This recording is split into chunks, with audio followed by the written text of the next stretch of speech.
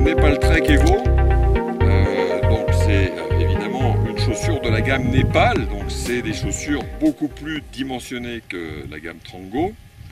Et pour moi, c'était important de la tester parce que j'étais un inconditionnel. J'étais un aficionados de la Nepal Trek. Donc je voulais voir si c'était effectivement la chaussure qui la remplaçait.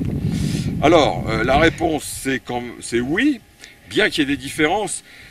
C'est toujours une chaussure qui est très confortable et qui a ici un maintien, un enveloppement du pied.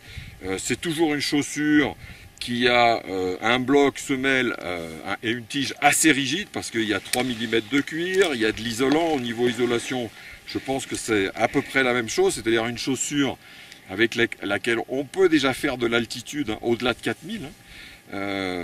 Voilà, si on a bien sûr une semelle qui va avec et des chaussettes qui vont avec, mais bon, c'est des chaussures assez dimensionnées en termes de thermicité.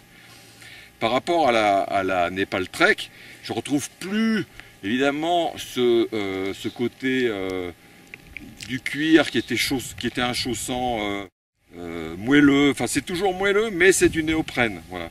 Donc c'est un peu différent, c'est un peu plus soft, mais c'est toujours aussi confortable en fait. Hein, c'est une histoire d'habitude.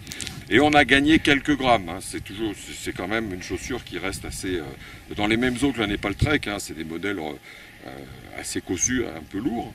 Mais on a gagné quelques grammes grâce au néoprène et puis certainement aux matériaux en général.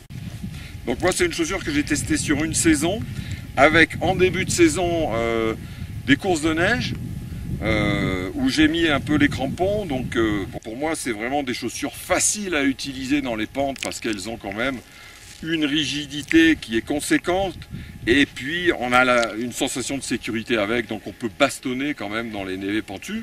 Et pourtant c'est la gamme Trek, on n'est pas dans la Nepal Cube. Là on sera vraiment sur des chaussures dimensionnées alpi, pente très raide. Enfin pour moi ça c'est 50 degrés, voilà, avec des bons crampons, il n'y a pas de problème. Hein. Si on a le niveau psychologique, c'est les chaussures qui vont bien, quoi. Donc j'ai testé dans la neige aussi, dans la neige chaude. Dans le Mercantour, là, en descendant vers l'Argentera, et j'ai brassé et j'ai pas eu du tout de problème d'infiltration. Ce qui était le gros souci des Nepal Trek. Donc là, on a une remplaçante du modèle Nepal Trek qui a une membrane Gore-Tex et ça marche.